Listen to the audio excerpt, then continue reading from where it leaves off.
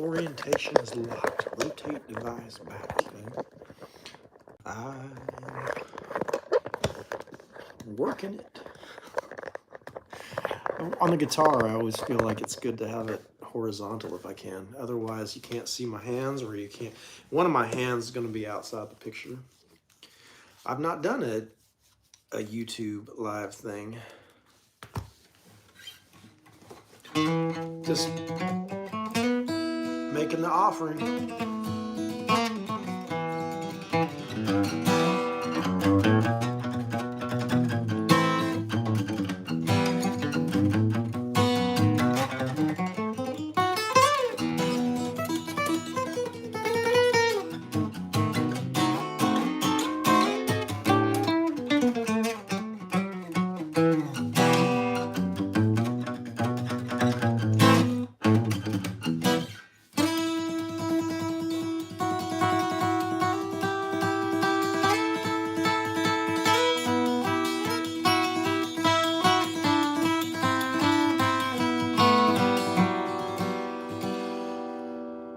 Grateful, giving thanks that I just got off a phone call with Anthony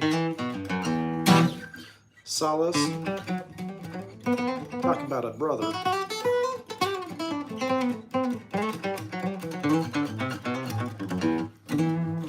There are those of us who have seen enough life that we have acquired a great deal of grace, right? We've had our ass. If you've had your ass handed to you enough times, then you may come to understand a great love if you can do that with compassion, right? It's difficult to have your ass handed to you and not get resentful about it. At some point, we realize that we got to learn to kind of exercise a great toughness, a great willingness, a great enthusiasm, and we have to keep offering that up. We get to keep offering that up over and over again, not because we're naive, not because we are naive, but because we have chosen to do so.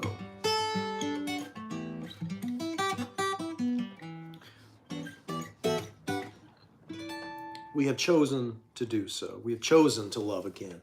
We have chosen to open our hearts wide open, not because we are naive, but because we understand this to be our calling. This is what we do over and over again. If you're going to be super wide open in nature, you're also going to have to be super, super strong in nature. You can't have open heart and not super, super strong heart. And that strength will come as we choose to continue to open up in faith. And also in these openings, we discover that we must exercise some kind of discipline around the boundaries with our physical nature, our physical bodies. We must understand where it is that we can step and where it is that we cannot step as far as integrity goes, how we relate to people. We come to understand things not in terms of, sin being this thing of something that I do that where if I give away my power, that is my sin. It's kind of a different concept than like, oh, there's an act that you do that's sin. It may be true that that act that you do is part of you giving away your power. But if we understand sin as to be a betrayal of self, a betrayal of our true nature, then there's less shame and guilt around the actions. And we can just truly look at whatever it is that seems to be compromising us without judgment. And then we might be able to make a decision to release that action or activity just because it leaves a bad taste in our mouths. We have this connection with our own weakness, our own compromise around that action.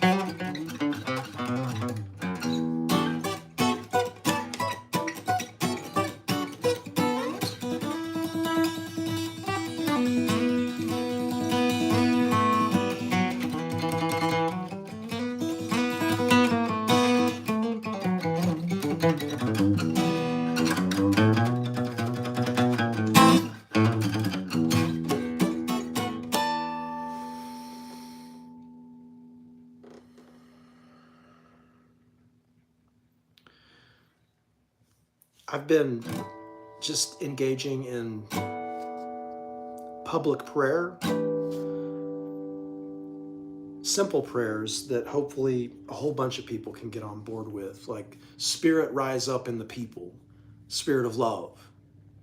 Spirit rise up in the people, Spirit of love. Wisdom rise up in the people, Spirit of cooperation, Spirit of help rise up from the people. There is an innate wisdom in our humanity.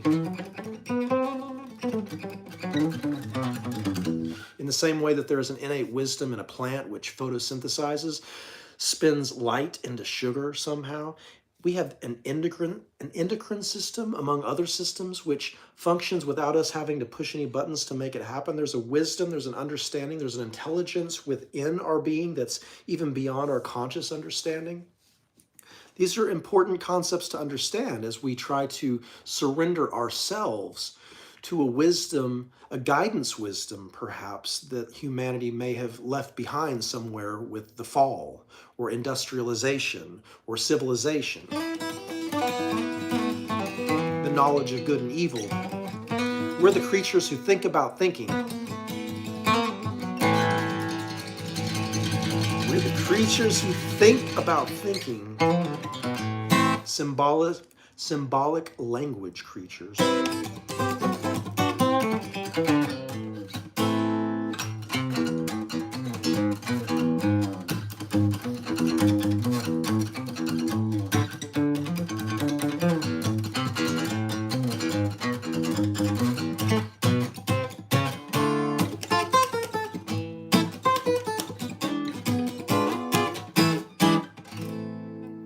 Some people stay with their science, hoping to find self-reliance.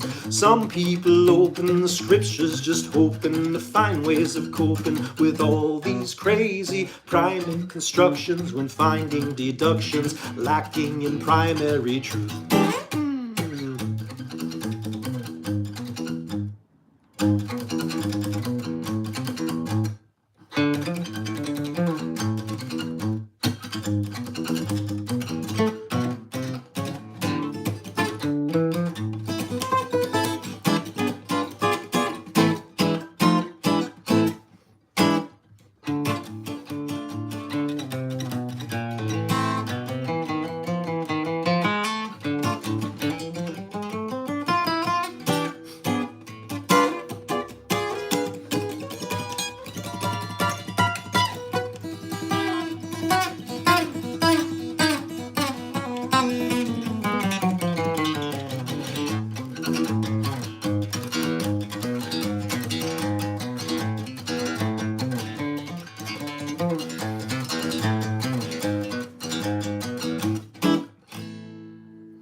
Human experience varies. Why not just eat these strawberries? Tigers above us and tigers below.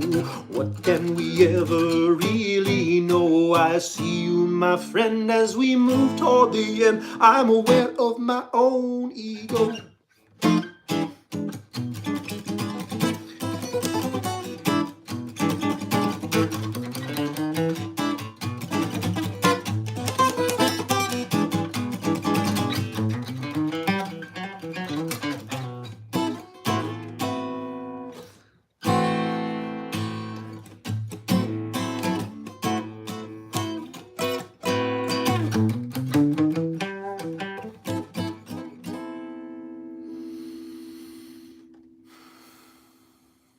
A minor chord with a raised sixth. Well, a minor 7 chord with the sixth.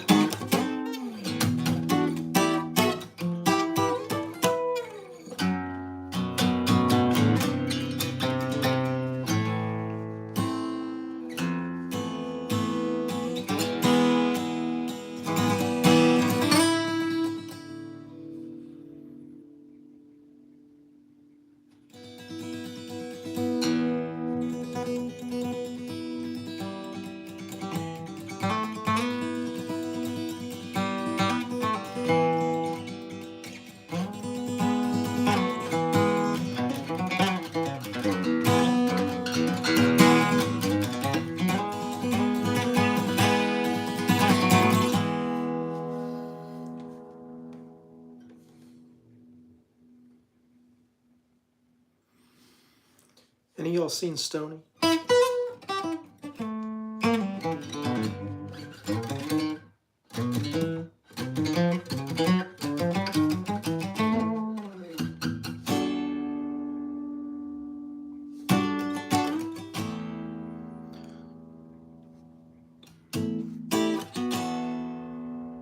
you do, let him know he better get in the woodshed.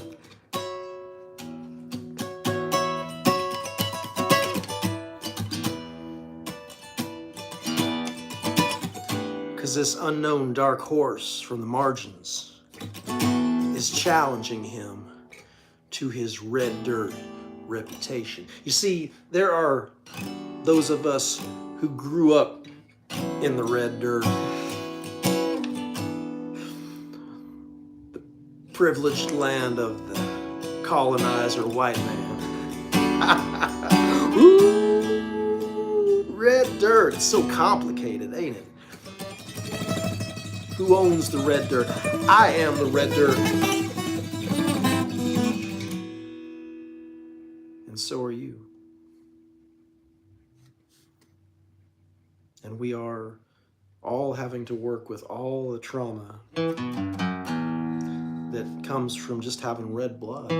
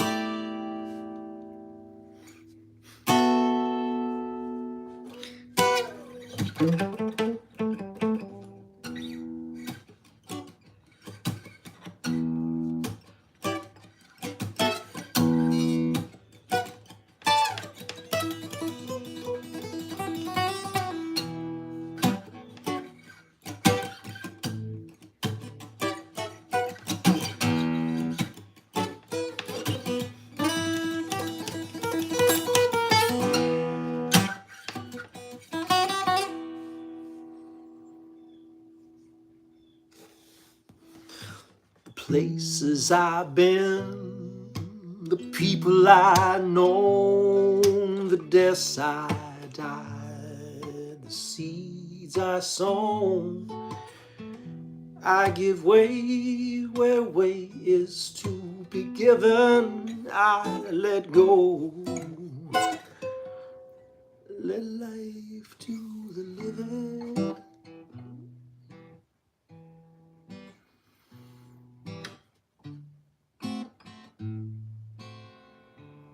Let life to the living.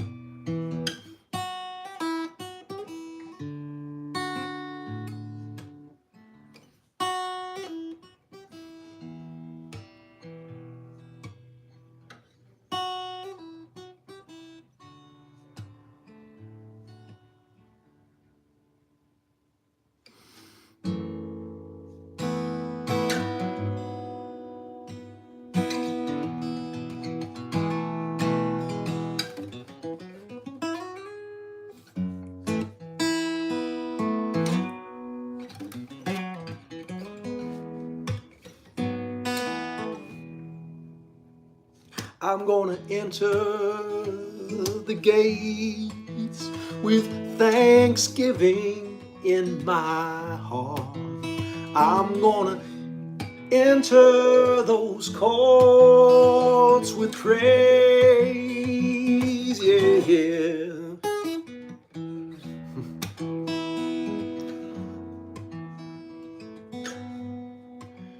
Keeping my heart focused on what is important.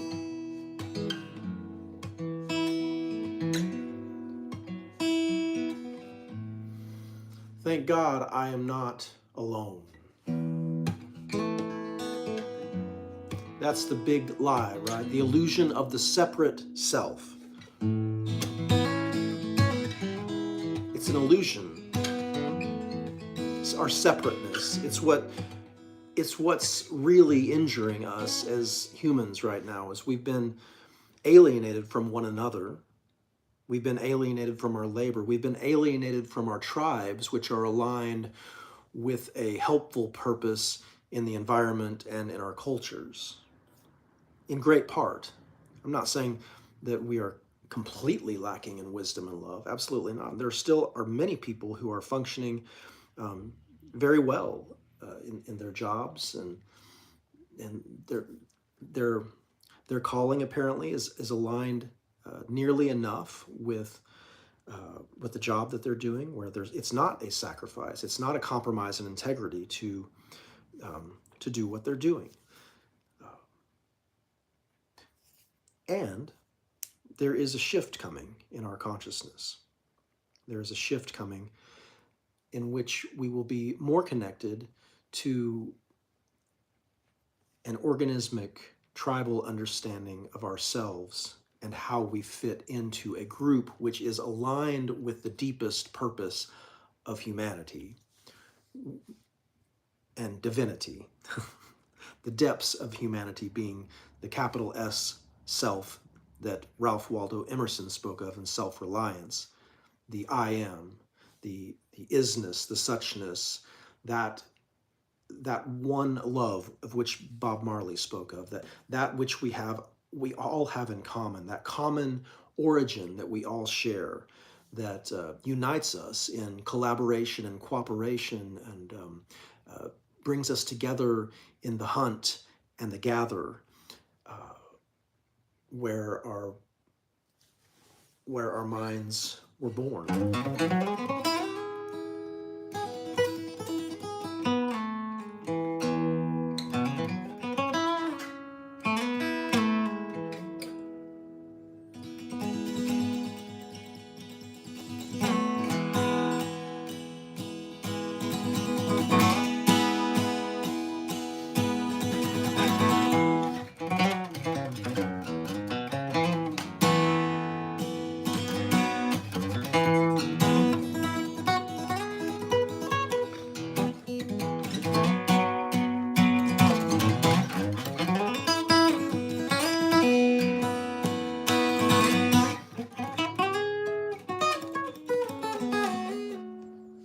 They say most shark attacks happen in about 3 feet of water. But that's not what I told my daughter when she asked about the dangers out there. I told her there's no reason to be scared. Come on in, the water's nice and cool. Is it the wise man or is it the fool who moves beyond the tidal pool?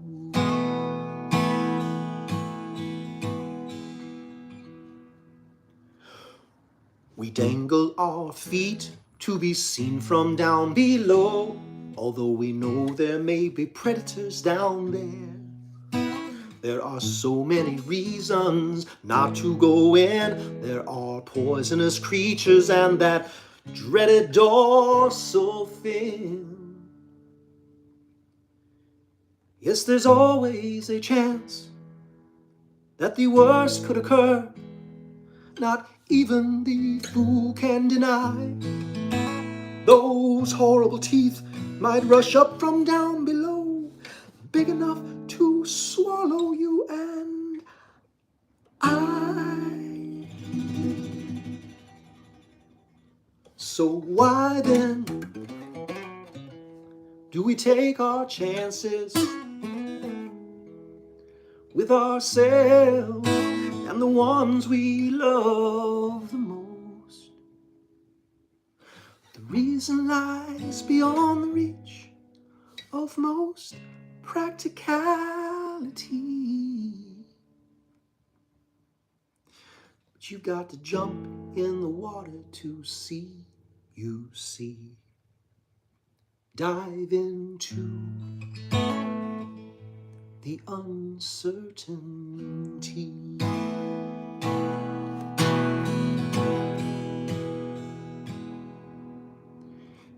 Is it the wise man, or is it the fool who moves beyond the tidal pool?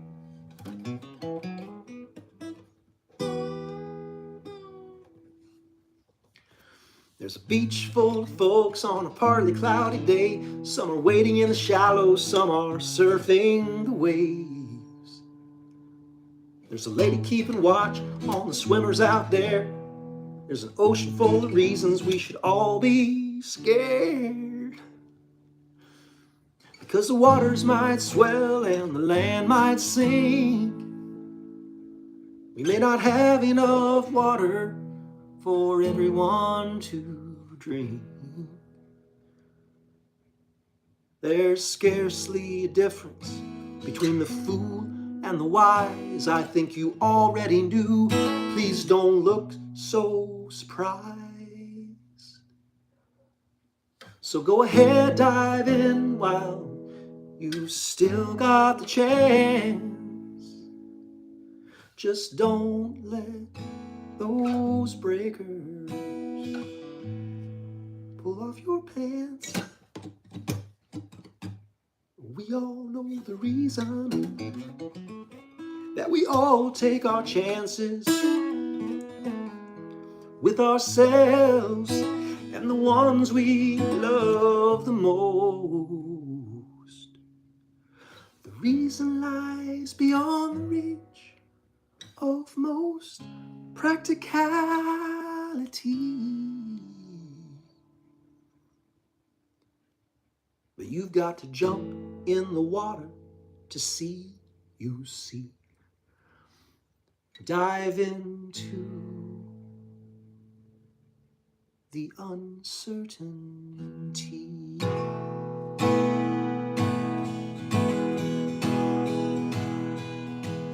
Is it the wise man, or is it the fool who moves beyond the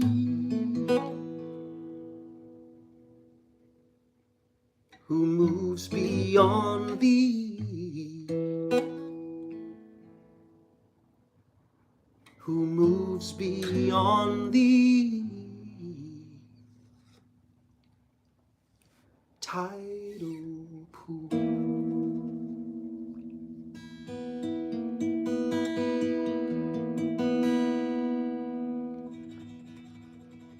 I wrote this song many years ago based on a ocean adventure, a moment in the ocean with my young family.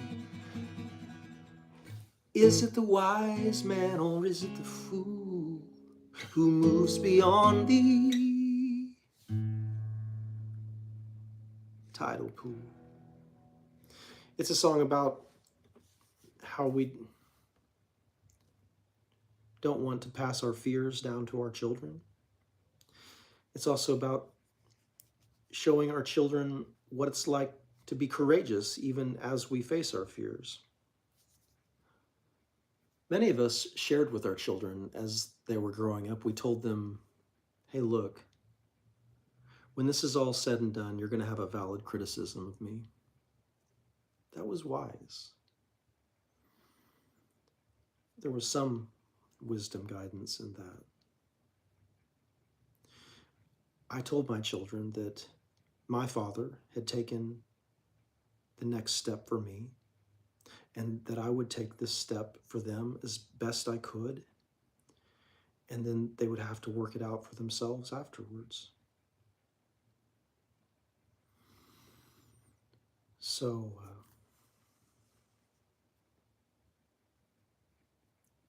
releasing one another is not easy, especially when we've been programmed to attach. And attachment is exactly why we must remove ourselves from certain situations. There's wisdom in this crazy wisdom verse from the Bible that says, unless you hate your mother, father, brother, sister, child, wife, even if you don't hate your own life, then you really have no use for the deepest of teachings. We have to come to this place where our life becomes unmanageable, where we hate ourselves, where we are disillusioned with our culture, with our family, and disillusioned with ourselves in the way that we seem to be incapable so often of responding with love. And these things break our heart over time. When we see the lack of love in ourselves and the lack of love in our culture, it breaks us, hopefully. Hopefully that breaks our heart. And then, in that brokenness, as David Wilcox, the great singer-songwriter, attests, that there is a grace that can somehow be released through this cracking. I am familiar with this cracking, with this brokenness, with this great breaking. That's why I love you as much as I do. My audience, my friends, just anyone that is capable of joining me in just a prayer of goodwill toward men and also great strength. You know, it's not about being a nice guy. If nice guy was going to do it, it'd be done by now. It's more than, it's much deeper than nice.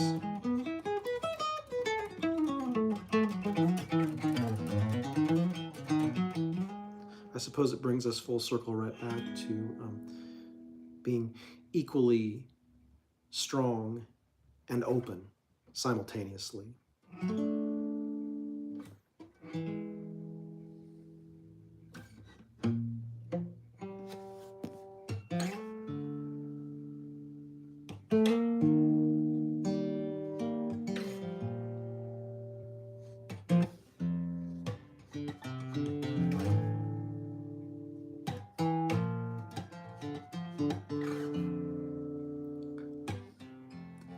I became the love that I had always needed. I was her and I was him and I was you. Ooh, ooh, ooh, ooh.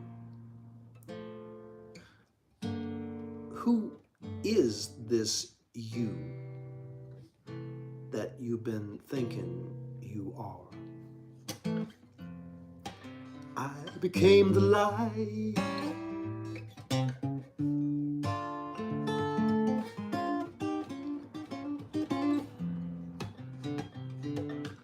Now I see that light in you. And that is a practice, to see the light in one another. It requires great discipline and great honesty. It is not a contract to overlook the bondage that we put one another in so that we can live lives of sick insecurity.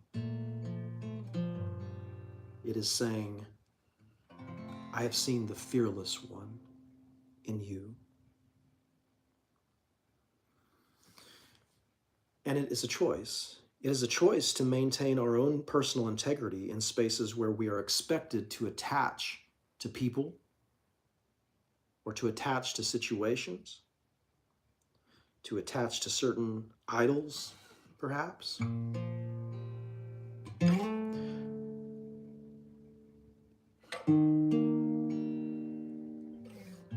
We are free to partake. We are free. I heard it was for freedom's sake that the great jailbreak is happening.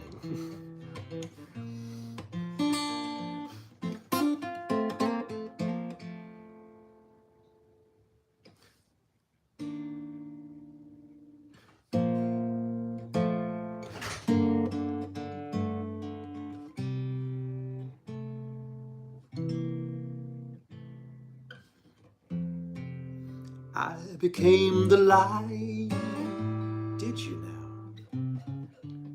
Yeah, I became the light. Is that right? To what end? Now I see the light in you.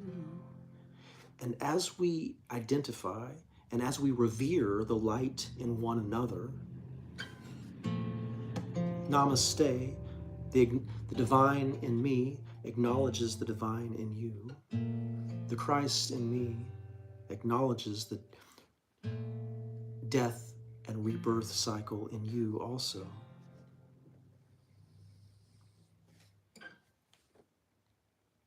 Hallelujah.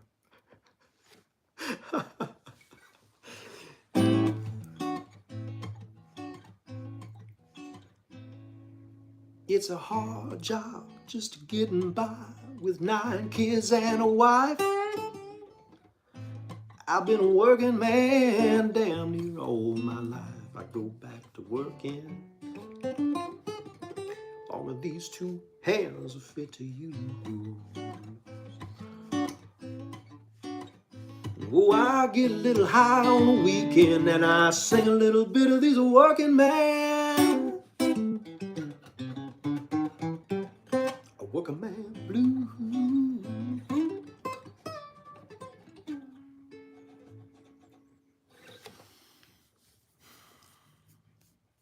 Just let it flow, you know.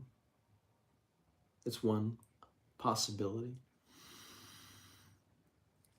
I've noticed that as I release that control, even creative control, as Trav releases his creative control to something, to a greater purpose, a greater power than self-promotion.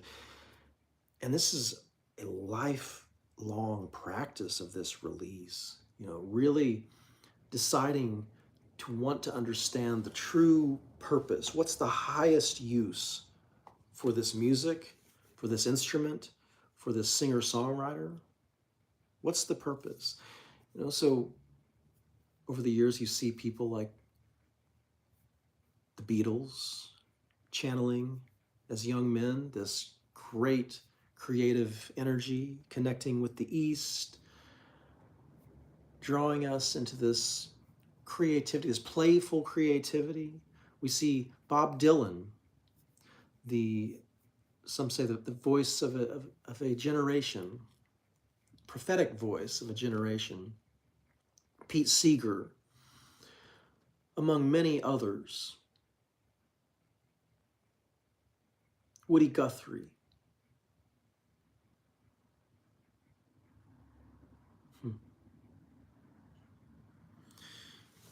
They say we all have our roots.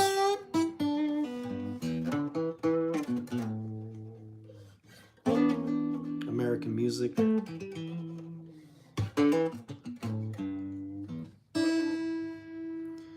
the blues.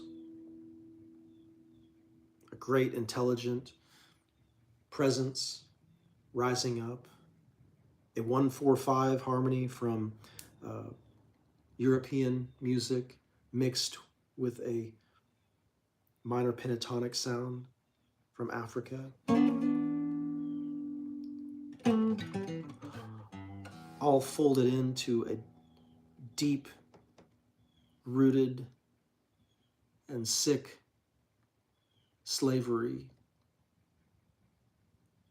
Colonizers, colonized, genocide. Just a basic disrespect for the environment and for the people in it.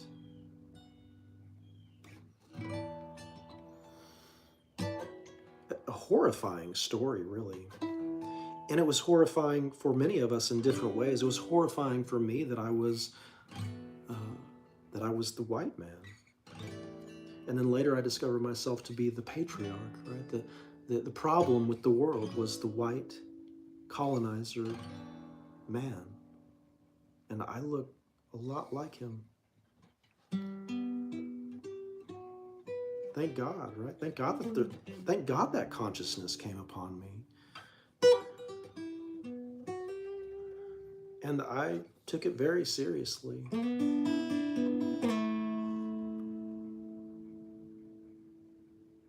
whatever work it was I felt called to do around that for myself. And also, I had been born into a familial shame system. So I was perfectly set up to just turn that self-hate that already existed into this great power of trying to soften all my masculine edges, to take away, to repent for all my toxic masculinity, especially when I saw what would inevitably have to rise from me, which was the toxic masculinity, right? Because I was doing this thing where I had decided that I would never be like my father, right? I would never be the violent man my father was. And of course, at some point, the pressures of parenthood, I ran right smack dab into that violent father in me. Oh my God. It was just terrifying and sickening. I was just so devastated. It was devastating for everyone.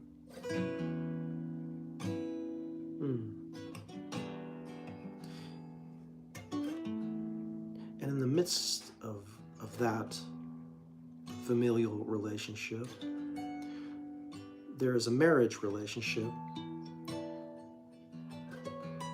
between two people who are, in their own ways, equally crushed and haunted by their own fearful and repressive upbringings. Is that a graceful way to describe who we were together?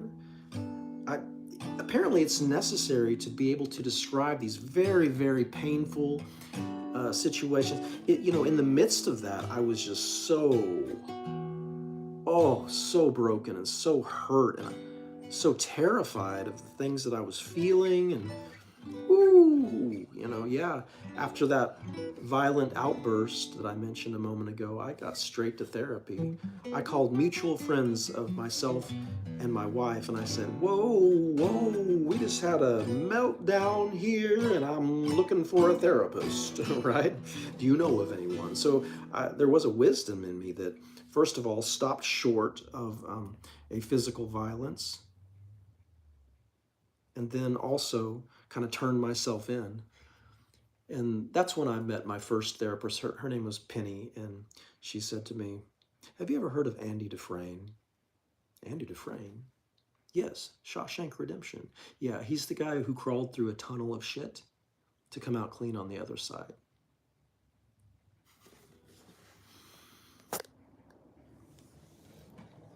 Incoming messages. Ooh, ooh, ooh,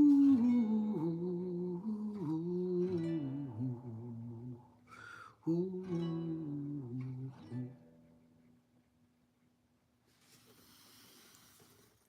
We are born oftentimes into a deep confusion, just being born into this world at this moment in time.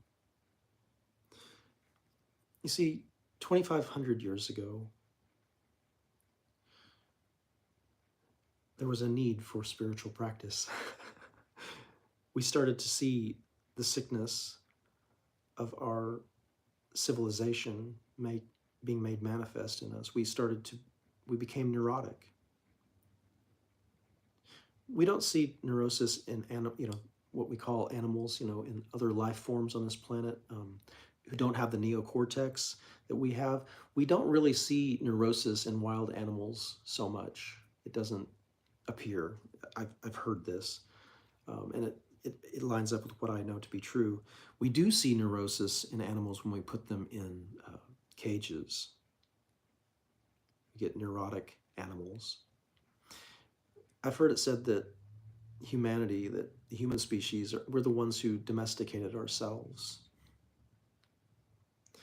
We started buying into pyramid schemes. And somehow we alienated ourselves from our truest nature when we did that. So about 2,500 years ago, Lao Tzu and Buddha and Socrates and Plato, Aristotle, who was the one who founded the Jain religion. There's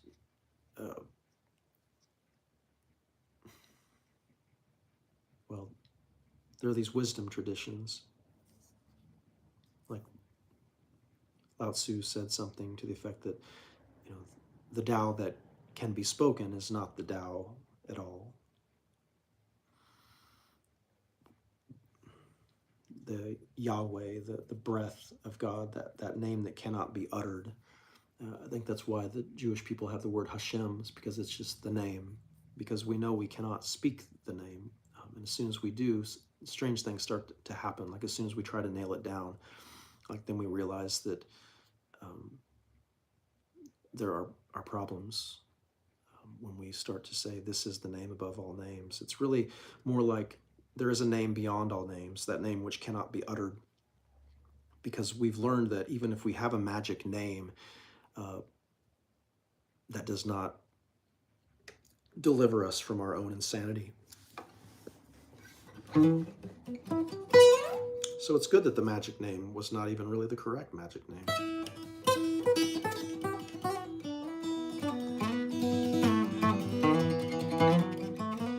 It's actually respectful, right?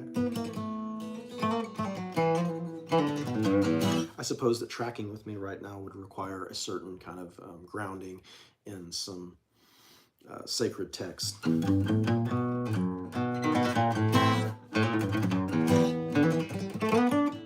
So if you're interested, we could talk more about what I'm talking about. Some of you are probably like, oh yeah, I get it. And some people are like, what the hell that red dirt son talking about? I'm here for you, brother.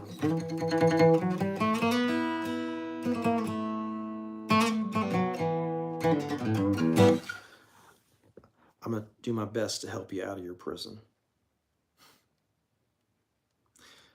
And you did your best, I know, to help me out of mine. And that's what we're here for, is to do that work together. We all came here together to work this miracle of love. Miracle of love. Miracle of love. We all came here together to work this miracle of love. Love.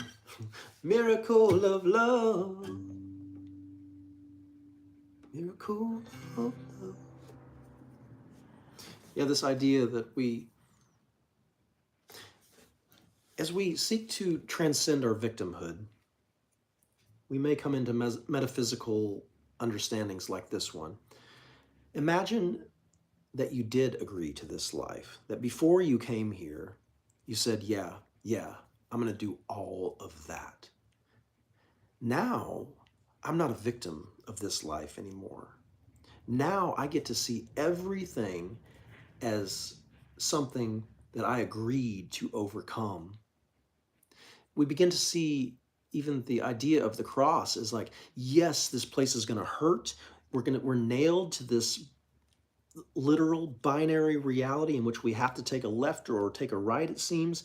And also, I'm going to hang on that cross, and I'm going to forgive this terrible, painful situation without becoming a victim, right? So important. That's something that's so terribly easy to get wrong when we start looking at saviors hanging on crosses, is we might get the idea, we might come into like a reinforcement of a very unhealthy victim mentality. And I think that's exactly what we're all trying to overcome as we look at trauma. If we look at the cross as just like a focal point for trauma, a place to learn about trauma. It's like it was the television. It was our trauma television before we had Netflix, right? Before we could make all the movies that helped us to rehearse all the traumas, that help us to look at all the hurt that we heap upon one another. Before we had that, we had a symbol like the cross that was showing us, that was saying trauma, look at the blood, look at the pain, look at what we do to love, look at what we do to ourselves, look at the hurt and the hate that we heap on one another. This one came healing, and the church and the state crucified him anyway. And we come to understand this whole thing in ourselves. We no longer have to externalize it. Now we understand, oh, this is exactly what happens in me. And I can begin waking up from that terrible violence in me. So some of us were born into such deeply violent and sick familial cultures that we just had to deal with this. We had to deal with it. It's just there's no way. It's like this is the lifetime for this one. We're gonna go as far as we can, and there is a responsibility just to show up and make oneself available. And there's been a lot of struggle going on in this particular manifestation of consciousness recently. A lot of struggle. I've been having some pretty high anxiety, fear, and just I've been struggling against. It's just been so humiliating for me to not be able to earn. And so, because that's where some of the main voices of shame have come upon me all my life, along the lines of monetary gain and surrendering to a paid wage system. That's where just a lot of, as I've struggled with my mental health and as I struggle with my physical health, basically I have like a neurodivergency about me that causes me to have an anomalous human experience. I'm also a star child, right? I was born with a special set of giftings, and right, and it is for a time such as this. Even in the reworking of all of the pain, in the working through, this didn't kill me. This did kill my brother. My brother went much of his life without a conscious connection to God, and no real conscious spiritual practice.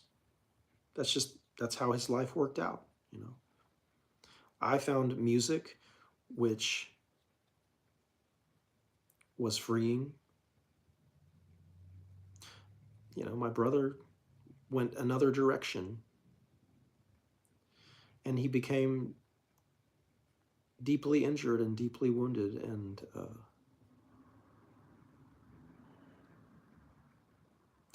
that's kind of how a lot of us feel. I'm not exempt from that woundedness.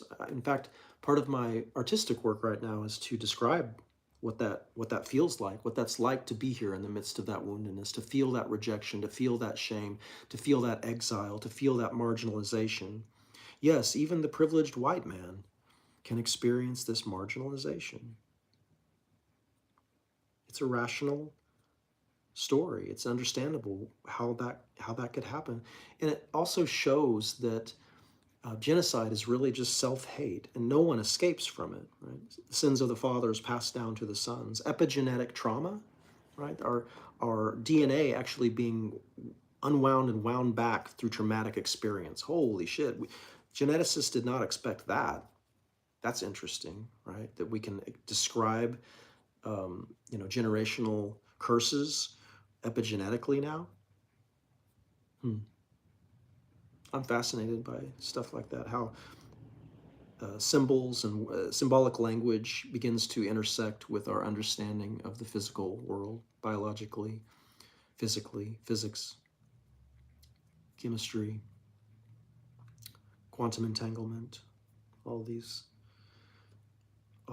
understandings that we had them with symbolic language, and now we start to discover these things as we explore with our instruments and our logical minds, as we try to understand what objectivity is through our subjective consciousness experience.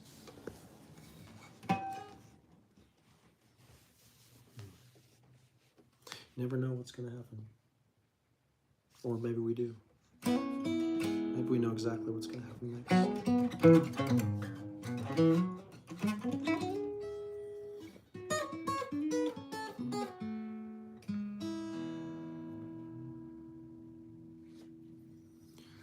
Spirit rise up, Spirit rise in the people.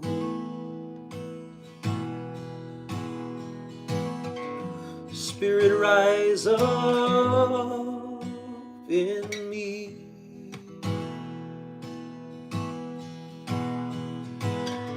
Spirit, rise up in the people. Spirit, won't you rise up in me?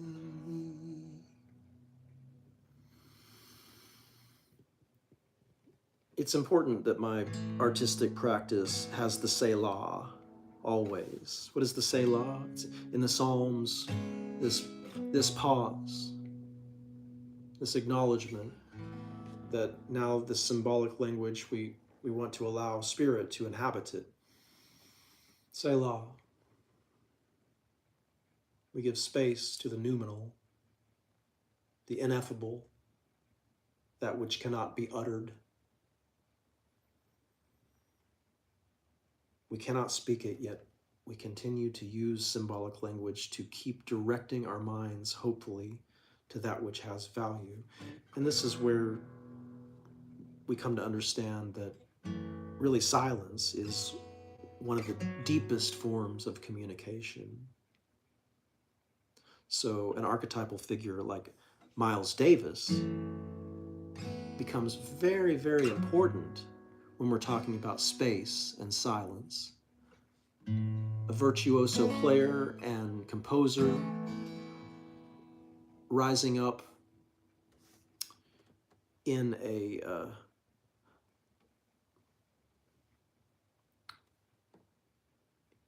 in the community, in the culture, in the nation in which he was born into in those times, rising up with this great intelligence and teaching us about how to hold that space, how to value that space between phrases, the silence. You know, he could play bop and be still.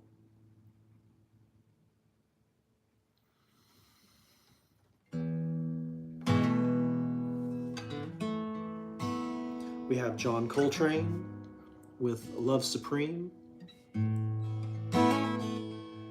acknowledgement of the one, acknowledgement of God. We have a resolution now, this acknowledgement, and then we resolve. We resolve to continue to acknowledge. And now we pursue. We pursue. And so we may find ways that we pursue. This is one way that I pursue, is by the discipline of practicing patterns,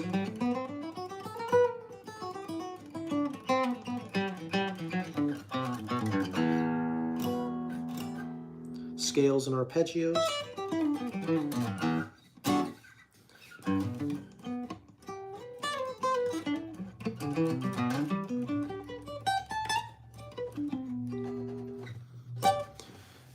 music is one place where we may discover devotion. We may discover that when we devote ourselves to the practicing of patterns or the fundamentals, that there is a payoff. That payoff may be admission into a community of other musicians, of other artists. The artistic experience is a consciousness expansion experience. This is why we have reverence for our artists. This is why we have reverence for our musicians, is because we see into different realms through the invisible practice of music, which you can see being done on these instruments. There's an invisible creation that is produced from the frequencies that we accomplish on these physical instruments. Fascinating.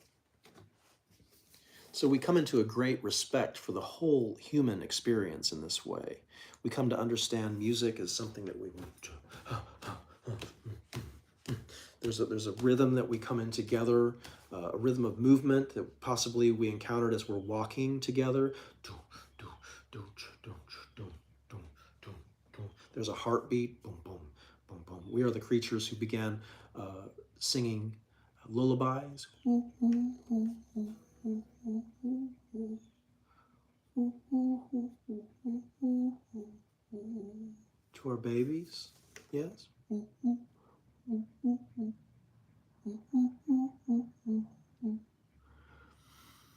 Yes, we are nurturing, we are helpful, we are cooperative, we solve problems together, we're generous, and we like to help each other. This is who we are. We're a lot like that.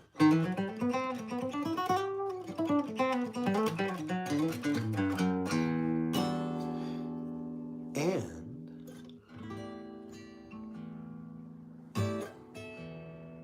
as time progressed and our numbers increased, we started farming. We needed to protect our land. We began storing grain. We needed to protect our grain stores. We began to specialize in our job skills, which meant artists can be artists, as far as that's what I think of. So, ooh, artists can be artists now.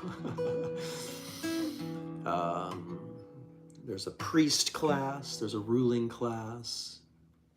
And then there's a lot of muddying of the water in our relationships around civilization.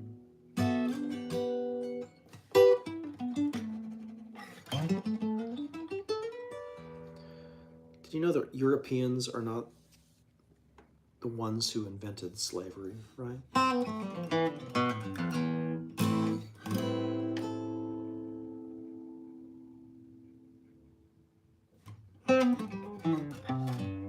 That's an us problem.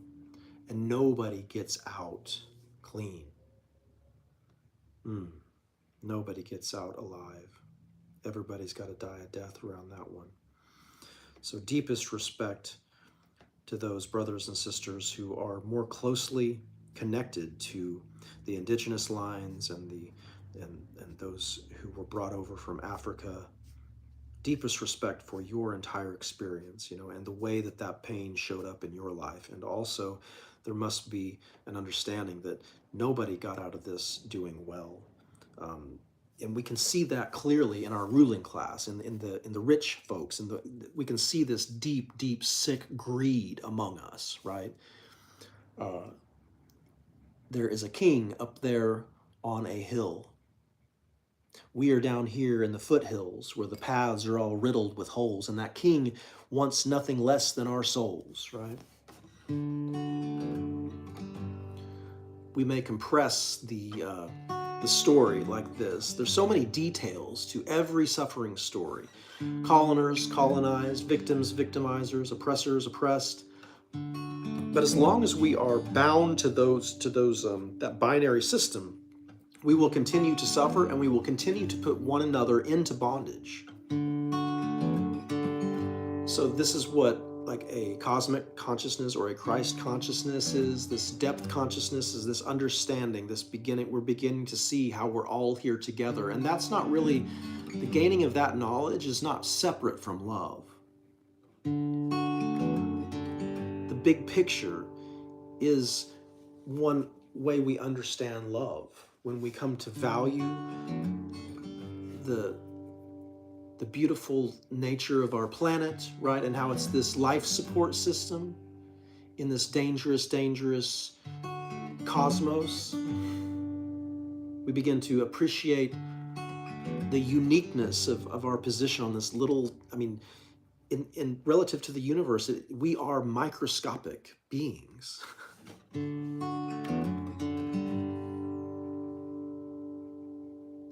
I heard a true king will die for his people.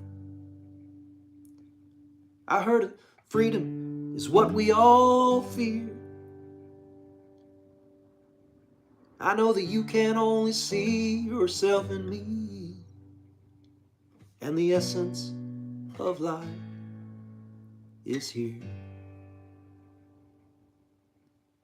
Yes, the essence of life is here.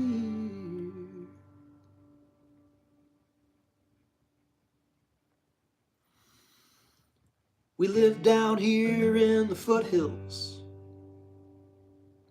where the paths are all riddled with holes. And the king, he lives up there on the mountain. He'll be appeased by nothing less than our souls. You know he wants nothing less than our souls. And so we offer our labor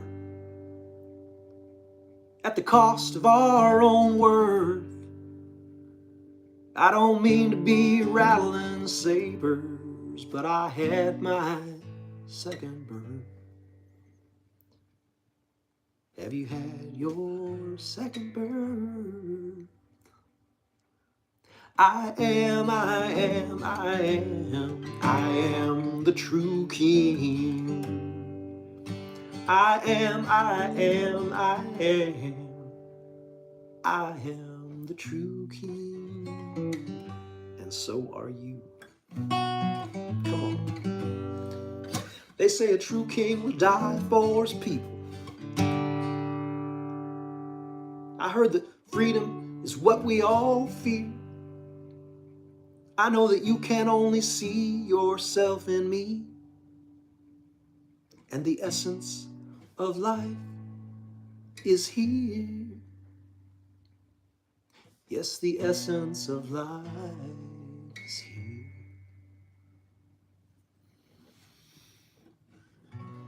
We remember our brother, the light, the truth, the way. He made a whip of cords and threw the money changers out of the temple that day. We all got to find our repentance. Kindness leads us home. We remember our brother. We have ears for holy tones. We have ears for holy. We have ears for holy tones. We have ears for holy. We have ears for holy tones.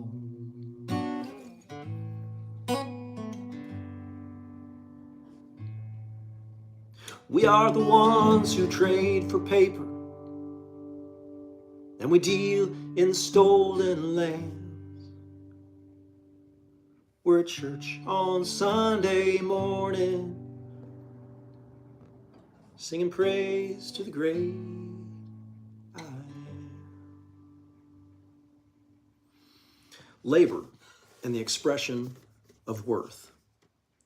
Strengthening a tribe member deepens a tribe. Depth tribes feed the world.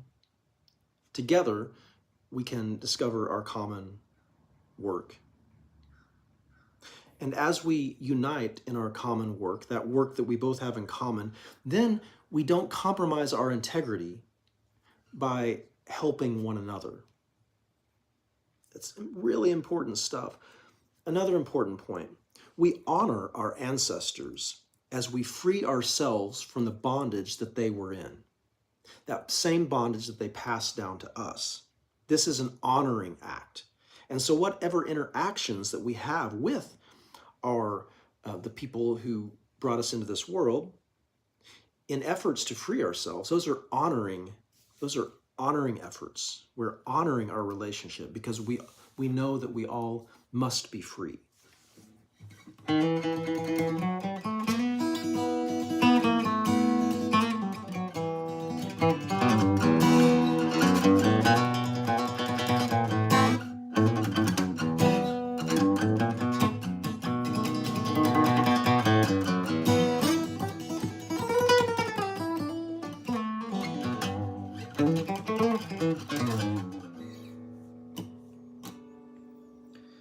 Take me by the hand and lead me to places where I would not go on my own. If I am to become who I need to be, I must go where I don't want to go. For when I was a young man, I went where I pleased. Now that I'm older, my children lead me.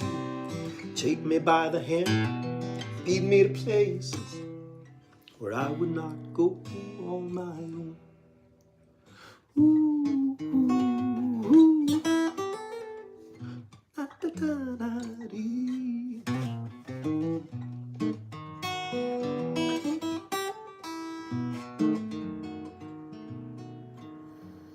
Take me by the hand and lead me to places where I would not go on my own. If I am to become who I need to be, I must go where I don't want to go.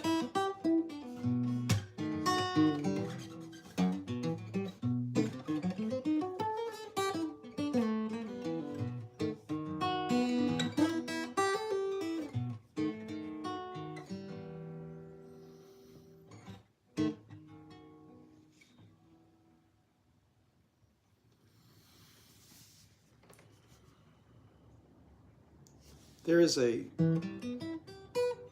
vision of the depth tribes that I mentioned earlier. Strengthening tribe members deepens tribes, and depth tribes feed the world.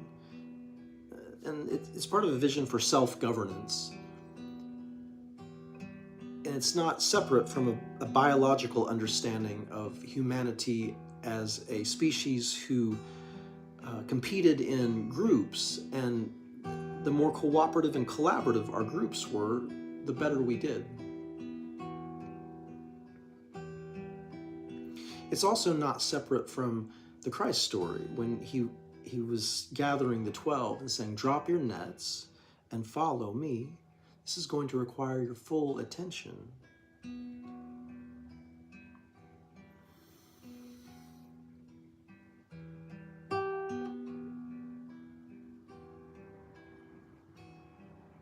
So there's this idea of these organismic tribes in which we are working together in real time with real people, solving real problems in a very, with our one organismic mind. And the focus is important, and this is where labor and the expression of worth also comes in. Part of this is determining what has worth, what has value, what has depth, and choosing that. And so these depth tribes have chosen communally to seek first the kingdom of heaven, basically to apply themselves to what they know has worth, which is not separate from that idea that I mentioned earlier concerning how we discover common work together. So it's groups of people who everyone's actions benefit the other one, because we're taking those actions in a place where our work is in common, with our hearts set on with this kind of with a depth mindset, or a spiritual mindset, you might say. So what I'm doing right now in these live broadcasts is I'm practicing this messaging of this culture and brand marketing that I've been doing over the past couple of years, especially over the past year or so with, well, I guess it has been a couple now, wow. As some of you may know, Labor and the Expression of Worth is a Zach Lee composition. You can hear the song played by me in a couple of different places on my YouTube channel. But it's a song by Zach Lee, who's a composer, a jazz composer here in Oklahoma City, and a longtime friend and musical teacher and peer of mine back when we played at the University of Central Oklahoma in the jazz band. Just an incredibly gifted human being, and I got to see him perform this, one of his original compositions, Labor and the Expression of Worth. Also present was David Bowen and Jason Cadamy, who I also played with from a very young age. So it was really this Labor and the Expression of Worth began with this song, and now there's, but basically I took the title because it spoke to me so deeply, and I just began kind of creating this like a philosophical system into which many different practices and even spiritual approaches can fit. And so there's like this deep respect for the process in this kind of this construct that we have, this labor and the expression of worth. It's just like I'm marketing and branding that because it's a culture marketing thing. So really, what I'm signaling is that, hey, I've done this work on this concept. I have this idea of coming together with intent. And so what that does is that helps me to lead with that kind of information as I'm connecting with people in the world. And then so that helps me to focus with people and to stay in touch with the people who are really into what I'm saying, and then to move past the relationships where somebody has no interest. So kind of this focusing of message really helps me to kind of streamline this whole process that I'm in. I am a fisher of men, right? We are I'm aware of our need for this organismic communal mind to be functioning in ways that it's just not functioning. Basically, there's a wisdom that we've been missing out on ever since we separated ourselves from nature. We do that. We did that. That happened. It seemed like it was with the advent of civilization, perhaps. Some say civilization is the fall. So I like to look at history from a deep time perspective. And in that deep time perspective, we see our species as just, as really quite new. If we look in that kind of the traditional kind of Darwin kind of evolution model. There's also like an ancient astronaut model right now. There are also people who, must somehow believe that every single story in the Bible happened exactly as it said. There's a lot of different ways that we can work with our stories. And I want to have respect, for where everyone is at, and also just help people to understand that where they're at, where we're at in our stages of development is just right where we're at. And if we have this kind of, if there's something pulling us forward, then we know that, right? And there are some people who are just content right there where they are. They're not really looking for answers or communion. And in fact, part of our spiritual practice can be just, pushing other ideas out. It's not a true spiritual practice, but it is one thing that we call a spiritual practice. It does seem that we have a responsibility to remain wide open and really, really strong. And we are somehow to be able to answer for our faith.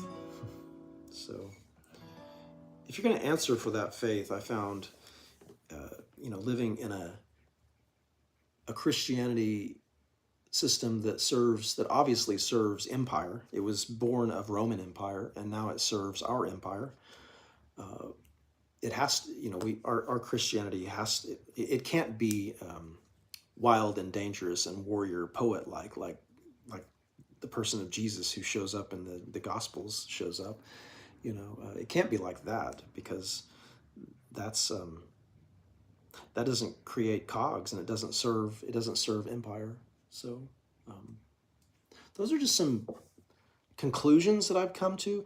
Every time I come to a conclusion, I realize that it seems that every conclusion I've ever come to is just basically a waypoint to another question. Somebody else saying to me, "Oh, well, but have you included that in this?" And then sometimes I'll say, "Yes, I have. So let's continue this conversation." Or, "Oh my gosh, no, I have not thought of how that idea relates to that." Have you heard of Noam Chomsky? There's a friend of mine from Ghana who introduced me to Noam Chomsky many years ago. Like this encyclopedic mind who's capable of connecting all these dots. And he's a linguist. He's a lover of the word. He is a seeker of the wisdom and the origin of the word. Uncle Noam. It's a movie called Captain Fantastic, in which he gets a nod. Sometimes I just say things that pop into my head. I And then release that.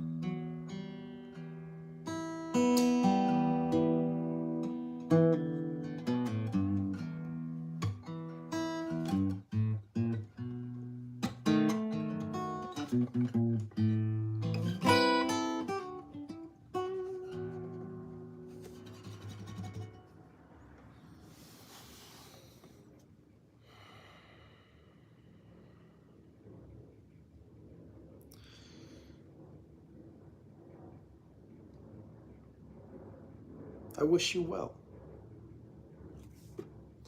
I hope that this work can be helpful to you in some fashion. I have said from the beginning of my creation, my online content creation, that it is for the purpose of connecting, it is for the purpose of serving, it is for the purpose of just sharing what it's been like for me to wake up to a deeper reality, what it's been like for me to reach out for help, many of the pitfalls that I've encountered in reaching out for help. I have a series called Cautionary Tales, in which I describe as concisely as possible, with details that seem to matter, what it was like for me to compromise myself. These are important stories for humans to pass down to one another, right? It's important generationally that we understand how our fathers and mothers and grandparents stepped in it and what it was they stepped in, and then how did they get it off. That's important stuff. I have a lot of confidence even as I'm listening to myself describe these things. I realize now, because of the self-respect that I've had to really earn for myself in many ways, I've had to go out there and participate in the building of this self-respect, working harder than I've ever worked, with less certainty than I've ever worked with, facing more marginalization and rejection and abandonment, all of my own issues that I need to face. This is what I've been working with, and it's been what I've been up against. Because if we're going to get free, we're going to have to do it in here. If we're going to govern ourselves, if the people are going to govern themselves, we have to have a clear governance here. And so this is the message. We are teachers. The good teacher always shows you your teacherhood. You are the teacher, right? You are, there is a point of origin within, locus of control, right? We are not victims. No, we chose this. We chose this. We chose to come here and do this great work. It is very important that we not see ourselves as oppressed, victims, colonized. Now, we must deal with these stories. These stories are very important to deal with. And the trauma, the hurt that we are experiencing as a people, very, very important. And we're going to, no doubt, that can't be stopped. But we don't want to stop it. We need to do it. In fact, we have yet to do it. That's part of what's going on right now, is we're really needing to work with a lot of that energy that's been ignored for a long time. There's also this really deep work that's going on in non-binary communities. Non-binary is not a new idea, right? There's non-dual, that which is not two, the non-separate. So I see that the main force in this non-binary thing seems to me to be this this drive that we all have to transcend our binary world. And so there's obviously been a whole bunch of bondage that we've walked in sexually, And I think we're just trying to undo all that stuff. And anytime we try to undo, we need to undo something. It's going to get messy and difficult, and not everyone's going to understand it, and not anyone can understand all of it. Even those who are right in the midst of their own journey, especially those sometimes who are right in the midst of their own journey. So, it's part of my responsibility to kind of hold frame in the midst of that. Watch a whole lot, make my own commentaries. I have this film that you might check out. It's called The Transgender Biologist and the Rabbi. And there is a deeply compassionate perspective in the first 12 minutes of that film. And then there's like 3 sections of that film that you might discover. But it shows, there's been this period over the past 3 months where I've uploaded quite a few videos that are really beginning to express more clearly the point of my work, of the work. And that's the point. The point of my work is that it's not my work, is that there is a deeper work here. I'm releasing my work, or I'm trying to allow my work to become the greater work, really. So there's a surrender to the one big work. And I think that as we each get closer to that center, then we'll have a lot of work in common. And so we can encourage one another, we can bless one another in the midst of that work, without attachment, of course. And that's always a big deal as we're developing relationships, especially if we came from these shame-based familial environments and stuff. We have these like parental shaped holes in our hearts, and so it's a lot to deal with. But you'll see me dealing with this if you were to check out my 800 plus videos plus the shorts that I have. I'm working with ideas of governance,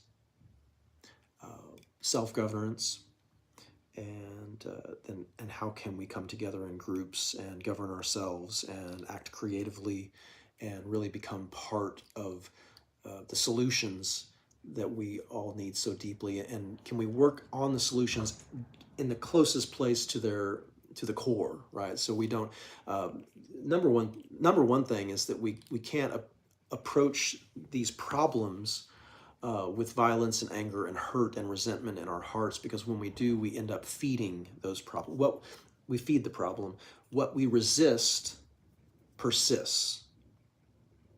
So if I'm in blatant resistance, then I'm feeding that monster. So this is why people like Mahatma Gandhi, Nelson Mandela, Martin Luther King Jr. stories, these stories of nonviolent resistance, where it's like, the story of Jesus, I'm going to do exactly what I must do, and I know that you will do exactly as you must do, and I am willing to pay any cost right now to show you the strength of God. Basically, is what's going on. It's God's heart for justice, and God's heart to give us the strength to stand up in the face of the empire. So hopefully we're doing that in ways that's taking more and more authority, and so community and musical community and catharsis within musical community is a very, very powerful tool that we have. And that's what I'm in the business of, is this cathartic musical communal experience. So I have this, part of my work is called TravelinTrav's Travelin' String Camp. And I love to teach the fundamentals of music. I also love to teach the fundamentals of musical presence. Many of us, like in churches, we call that praise and worship, but it's basically presence music, and it's bringing presence, transcending the ins and outs, the shapes on this instrument, in order to come into a presence, really just practicing the presence with our instruments in our hands. So that's a big part of my work too. I also worked in physical therapy for 8 years. I was a licensed physical therapist in the state of New Mexico. And so I worked with people with strength, flexibility, and balance, range of motion for many years, working with people whose bodies did not work in the way they used to work. So I'm bringing that strength, flexibility, and balance aspect in standing positions, working with open postures, so we're not kyphotic, hunched over our instruments playing all the time as musicians, and so we're outside. Also, there's an outside musical practice that I'm committed to. I am a struggling human being. I've struggled deeply. I have suffered much, and now my brother's suicide is a battle cry for myself. I watched my brother die about 2.5 years ago. I could do nothing to help him. And so this gives me purpose. I do not want brothers and sisters to pass from this life. I believe that we have assignments, and that we need to cover them. And that's a kind of a business way of approaching it. But it does feel like we are in a great struggle for our own integrity, for the integrity of life itself, and that we must be disciplined, and we must discipline our minds, and we must also learn to encourage one another out of our dark places. So this is one thing that I got from working with my brother during that time before he took his own life, is that I did everything that I could to work with him. I prayed through it. I made every offer that I could make at that time, and it still was not enough. So I'm not beating myself up about that, although we do have to work through these types of things. I've been learning to grieve with my heart open. Instead of allowing the grief to pull me down and to humiliate me, I've been choosing to grieve and cry even with my heart open to the sky, with my arms outstretched, and just it's a good place for me to grieve that way. It is it's taken some time to come into that, but it's one of those things that I'm just revealing to you one aspect of a big practice that I work with. And I believe that in communities also we can generate more potent practices together. Potent practices. I also love alliteration. Potent people practices. Potent spiritual people practices. One-eyed, one-horn, flying purple people eater. Yes. I do believe we have the capacity together to generate higher frequency levels in our practices, our communal practices. Now, that's when we get into, there's all sorts of complications that may arise as we start coming together and mixing our practices. And that's why we each must be strong. We must not be gathering around one charismatic leader to give us that strength or to inspire us. We each must bring our own practice, and we must share that with everyone in our community, with everyone in our tribe. And then we even can make transmissions outside of our tribe to strengthen those other tribes, because when we have cooperative tribal systems working together, then we've got, that's we the people, we the people having power. So this is not separate from our spiritual experience. These are the teachings that I believe have value in this time as we're moving in this time of transition into other ways of being in this world. I think a lot of us are tuned in to that. So, labor and the expression of worth. Strengthening a tribe member deepens a tribe. Depth tribes feed the world. Together, we discover our common work. As we discover our common work, we're able to work together without compromising our own integrity. Now I'm not alienated from my labor. Right? Now my labor aligns with my deepest calling. So it takes a real aligning of people. We have these systems that we tend to exploit one another, because that's the example that we've been given. We exploit in our system now. We exploit one another, and we are alienated from our labor. But we needn't be any longer. It does take great courage to take the steps needed to kind of reprogram ourselves, especially like guys like me. I think I'm like right on that edge of, I can't imagine this being any more difficult or, just even any more scary. But I'm getting to go back and rework some things that were never right in my being, and it is terribly invasive. It feels like, it's just, well, it feels like I'm dying, and that's okay. That's okay. When I was a police officer for 1 year in my 20s, there was one night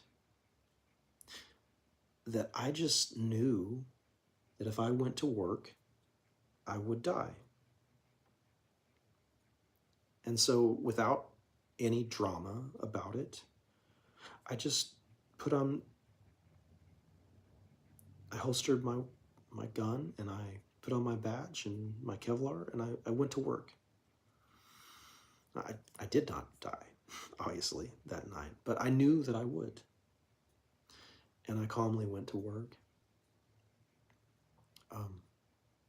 Now, I'm not saying that because I think everyone needs to be a police officer and do that. I'm speaking of a step that might happen in a life in one way. I was allied with an institution, I was allied at that point with a justice system that is lacking in justice. That is true. And also, I made this fearlessness choice. And my intentions in that job were true. I wanted to serve.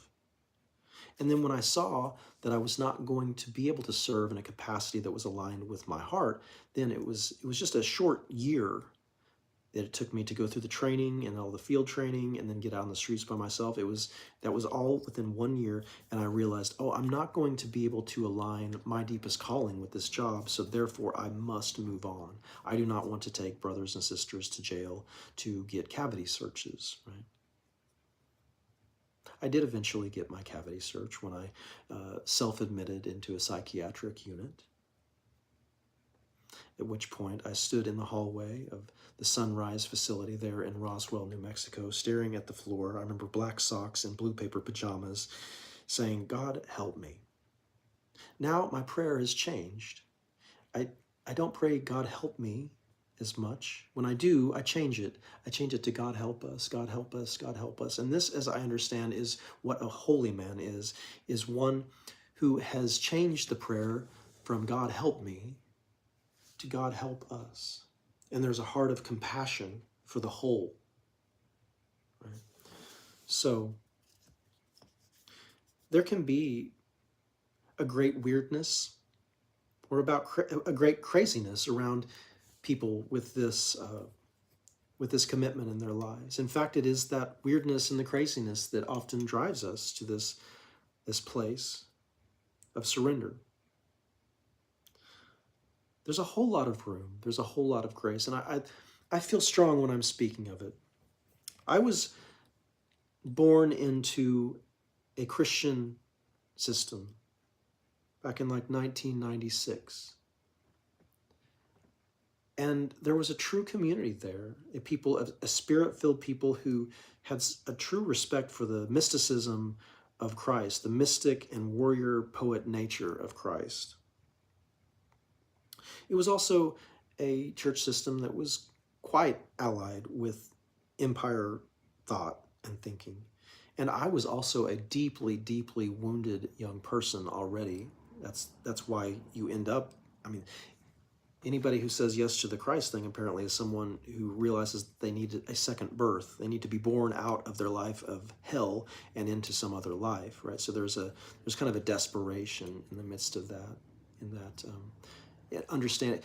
You have to come to this place where you really hate your own life, where you realize self-hate, everything's falling apart, like your relationships. You got to hate your mother, brother, father, sister, child, wife, all these people, all the situations, everything you were born into is just so it becomes so distasteful and hurtful. And it's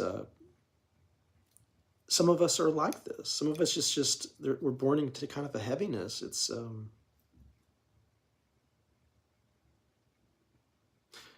I guess it takes all kinds. So that's what my YouTube channel is kind of about. It's a lot of music. I'm a singer-songwriter also. So my music is messaging now, like this that I sang earlier to you. We live down here in the foothills, where the paths are all riddled with holes, and the king's up there on the mountain, He'll be appeased by nothing less than our souls. And so we offer our labor at the cost of our own worth. I don't mean to be rattling sabers, but I had my second birth.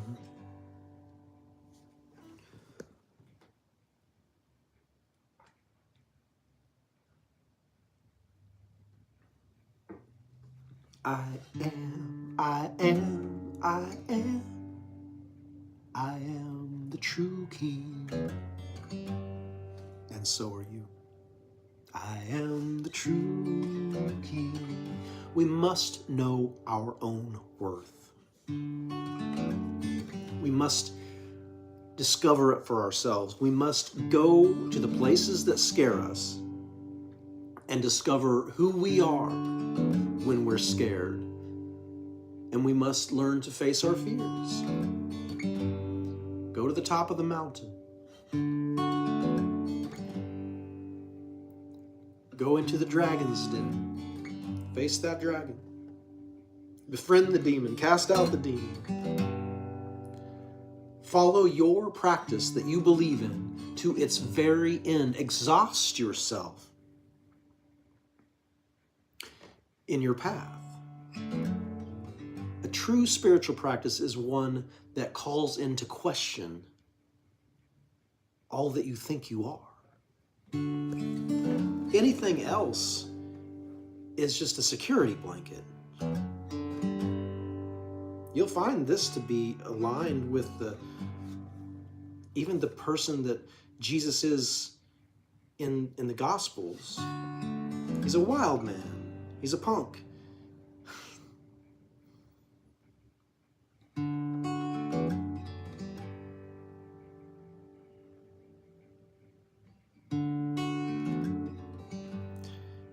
He offended church and state.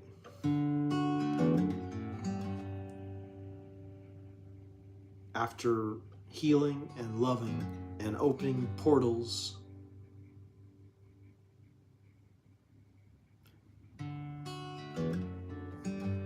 and the stories about how we crucify that same love in ourselves today. We're not brave enough to truly manifest the depth of being that is in us. One might say we only use 5% of our brain. I don't know how you need to say it. That's the thing about labor and expression of worth, is that there's room for a whole lot of different stories and languages. We're not trying to convince one another to believe our story. We're just considering all of this in great respect for everyone else's journey. Yeah, that's good branding, right? That's good marketing. I've been in groups and I've learned things from groups of people. I've sat in support groups. I've been to recovery centers. I've sat in 12-step groups. I have I've done my training to be a one-on-one therapist. I have sat with many guitar students one-on-one over the years, trying to impart the most helpful and important information. So I've been studying in many ways, equipping. God has been equipping me to move forward with this teaching.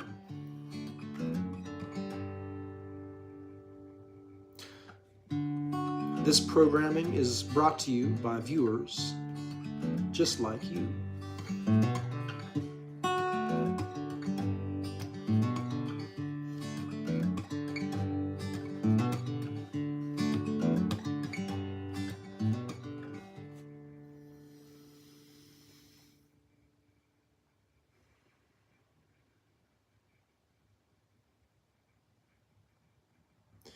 They say a true king will die for his people. I heard that freedom is what we all fear. I know that you can only see yourself in me, and the essence of life is here.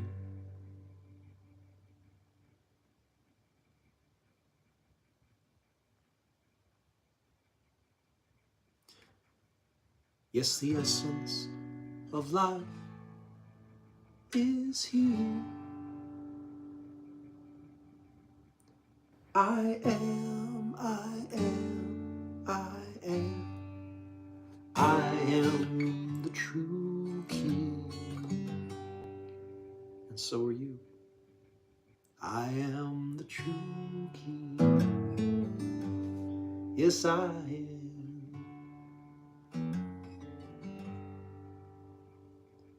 The essence of life is here.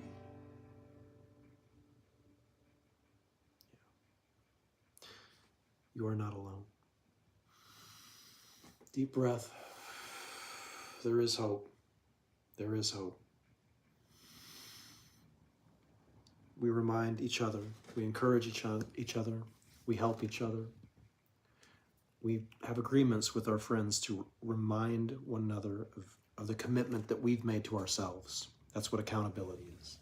It's one way to describe accountability.